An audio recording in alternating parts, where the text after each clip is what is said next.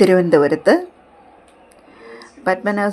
പത്മനാഭസ്വാമി ക്ഷേത്രത്തിന് സമീപം കുളത്തിൻ്റെ ഓപ്പോസിറ്റായിട്ട്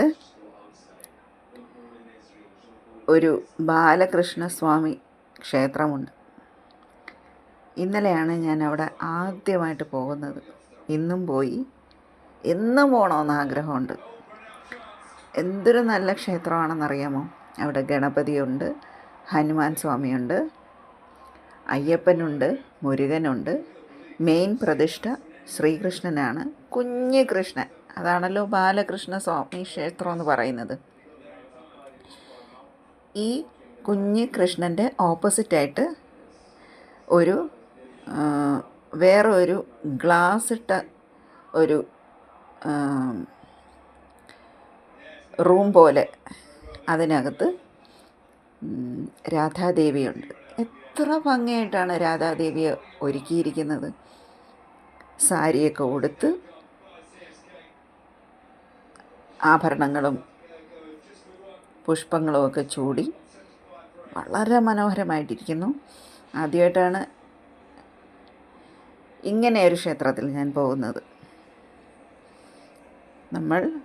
നമ്മുടെ പ്രാർത്ഥന പൂർണ്ണമാവണമെങ്കിൽ കൃഷ്ണനെ മാത്രം പ്രാർത്ഥിച്ചാൽ പോരാ, രാധാദേവിയെ കൂടെ പ്രാർത്ഥിക്കണമെന്നാണ്. ഈ ക്ഷേത്രത്തിൻ്റെ അടുത്താണ് അഭേദാനന്ദ ആശ്രമം. അവിടെ നമുക്ക് വിഷ്ണു സഹസ്രനാമം ക്ലാസ്സൊക്കെ ഉണ്ടായിരുന്നു.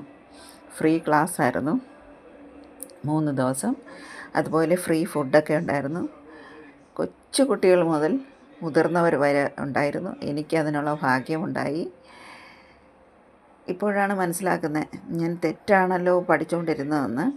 സംസ്കൃതം ഒട്ടും അറിയില്ലായിരുന്നു. അപ്പോൾ സംസ്കൃതം പഠിപ്പിക്കുന്ന ടീച്ചേഴ്സ് ചെന്നൈയിൽ നിന്നും വന്ന് ഞങ്ങളെ പഠിപ്പിച്ചു.